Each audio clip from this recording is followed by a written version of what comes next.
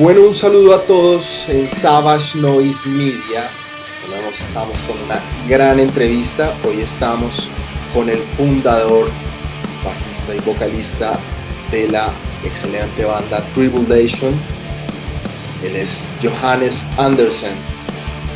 Welcome, Johannes, to Savage Noise Media, and say hi to all guests. Hello, everybody. Thank you for having me. Okay, man, let's start with this. When you started, your music was much more direct and extreme. At what point did you feel that continuing down with that path was no longer honest for you as a band? True. We have been developing, but we have to. I mean, it would be very boring if we did the same thing over and over again. I think only AC/DC can pull that off, but probably no one else.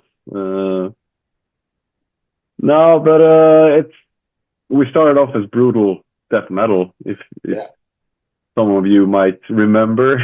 With the first album, and nowadays we're playing some kind of gothic metal, I guess. I don't know how to describe it myself, but I heard that like an extreme form of gothic metal, because they have this extreme soul in the bass. Yeah, I mean, you can still smell the death metal, but you can't really hear it, maybe, if that makes sense. But I think the tribulation essence, the atmosphere is always present in every album, so people will know what they're listening to, hopefully. That's cool. The underground often punishes band that steps outside of the mold. Was there a real fear losing your audience or being rejected when Tribulation began to transform its sounds? No, I mean, there's no fear about losing fans, because you always win new ones. But it's just a bit sad sometimes seeing the underground people being so underground that they can't, accept new sounds. But I guess that's what the underground is all about, staying true to their beliefs and how it's always been done. And lots of respect to that. I was very underground many years and thought that was the coolest thing in the world. But at the same time, you grow older and you can't. There's situations in life, in society, where you can't, be like that. You have to be open-minded for new ideas and new stuff, and new culture or sounds or whatever. So, but I think we got like maybe half of the underground with us. The ones in the beginning that heard the first album, they probably let us go by now. But some people think it's interesting still, and that's perfect. Love all those guys.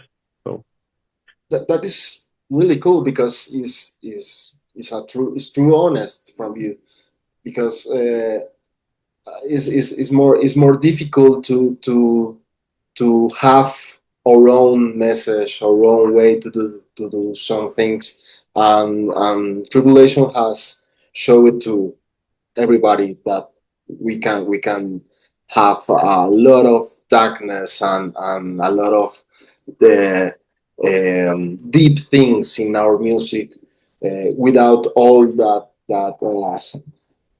extreme mood. Yeah. No, but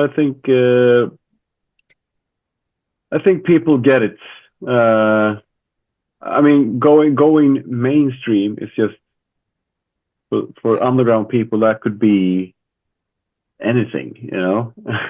But we wanna grow as a band. We have to have a major record label. We have to have, you know, partners, booking agents, and everything that comes with it, you know. But because we all want to make a living of it. That's always been the dream. And if your genre is too narrow, it's gonna be very hard Yeah, making making any money, you know. And everything just rises, you know. The prices are going up, flights and nightliners and van rental or whatever. So if that, you want to be a band that keeps on touring, you need to make some drastic changes. And saying that, I don't mean that we change the sound because of that.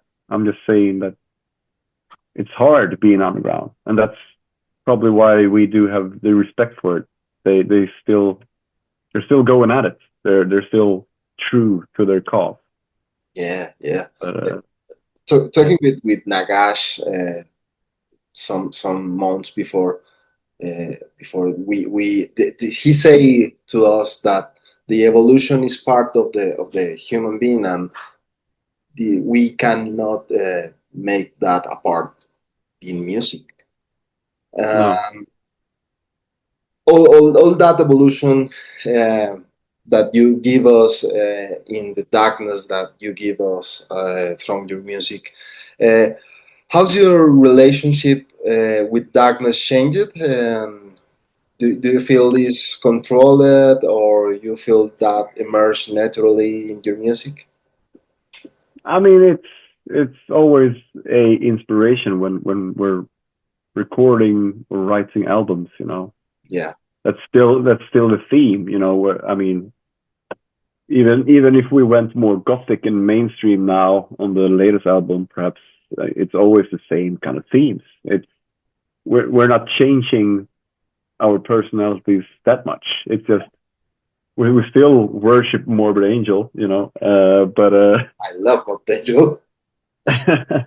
but the darkness will probably always be there in some form.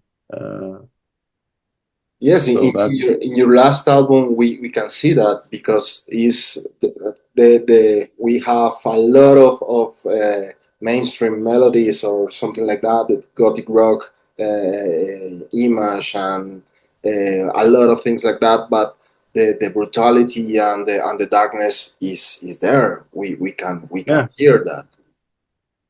yeah.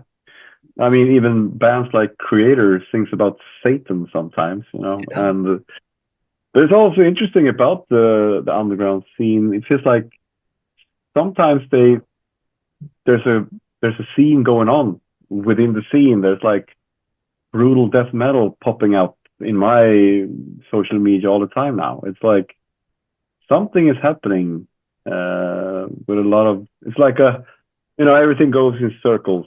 yeah. And right now in Sweden, there's a thrash metal wave going on again. The last time was when I was a teenager. Early 2000 maybe. There was a scene for it, but nowadays there's just popping up bands like Mushrooms over here, and they all wear big white sneakers and The jeans and vests and stuff. 80s come back again. Yeah, I mean everything goes in circles. I mean the general fashion is 90s clothes Yeah. nowadays. It's like so. Of course, the music will also come again. That is strange because in here in Colombia and in the rest of Latin America, we have the imaginary of a very extreme scene in Sweden, and that is like a rock that is Yeah, strong, and that is no changes. Always will be the big pillar of the metal. But we see a lot of bands making really good things in advance of the new era, I think. yeah. No, but that's always been, for us at least, very important to develop our sound, to not get stuck in the. We don't want to make two albums that sounds the same. We don't want to repeat ourselves. We want to challenge ourselves every time, and that's what's so exciting about the recording sessions, because we don't know before we go there. We don't know before the first demos pop up.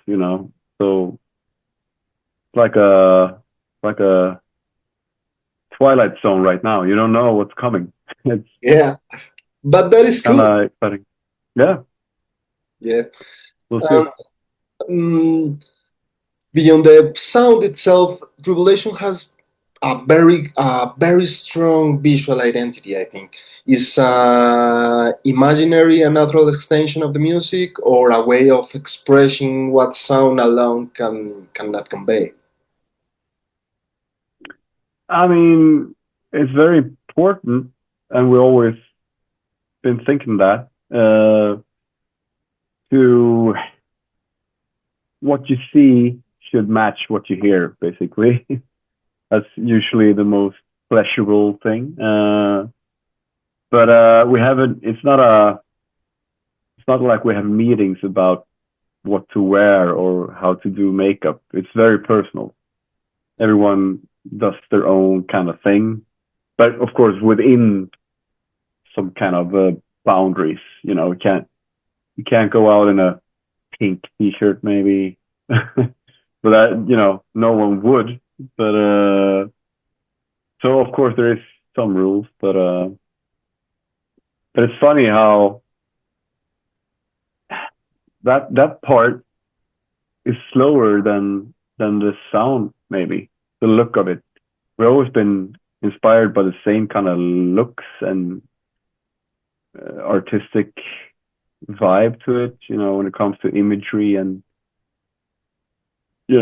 cover art, or yeah, how we dress or do makeup. But it grows. Different eras. It's we've been playing 20 years now at least, so it's it's an evolution as the sound is as well. So yeah. Talking about the evolution of the band, the has you say, or the band has gone through significant changes over the years. Um, how do you keep an identity alive when the people change and creative cycles end?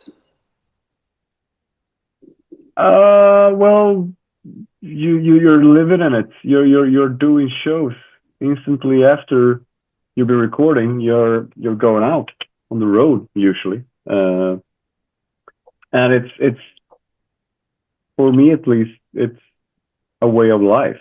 It's I'm the same on stage, behind stage, as I am here in my bedroom at home. So it doesn't change at all, basically. Yeah. But of course it does a little bit, but not drastically, you know. Yes, I know. Yeah. In an era where everything is consumed very quickly, do you think the metal can still exist a space for mystery, disconfirm, and slow reflection in the music and in yourself? If metal can still exist in this The, crazy the, world, the metal can still exist as a space of mystery, like all this uh, uh, mystic atmosphere that we have in. metal is a strong genre, and the mystical part of it is always, for me, a big one. But you never know. The Earth is turning so fucking fast these days. You Yeah. can't keep up with it, and you're getting older yourself, and you become more and more old man grumpy, But no, I think metal has a strong hold. It will survive. It's just a matter of how music will be put out. It's gonna be more. I mean, that's the thing I love about metal. It keeps it tends to be old school still. It's vinyl, CD, cassette, and all that. And people love a full length album in metal. Comparing to pop music when there's like singles all the time, just one song at a time. So I love that metal is one genre that still does that and really take pride in that to be presented as an album. We of course always also release singles, but it's part of an album, a bigger thing. So it will survive, don't you think? Yes, I think so. But because the I think the metal is one of the uh, last form of art that should art challenge instead of conform. We decide to be more than the same page, everything, and I think Yeah, that is cool to be represented in all the bands. The evolution is yeah. part, the revolution is part of all of this. Thank you so much, Johannes. We Thank can you. we hope we can talk a little bit more in another occasion. But Yeah, thank you so much for stay here, and thank you so much for yeah. the Maybe space. maybe you'll be at the show. No? Yes, we are. We Yeah. will going to cover the show. Cool. See you then. Thank you so much, man. Goodbye. Thank you. Bye. Savage Noise Media. Somos tu lado salvaje.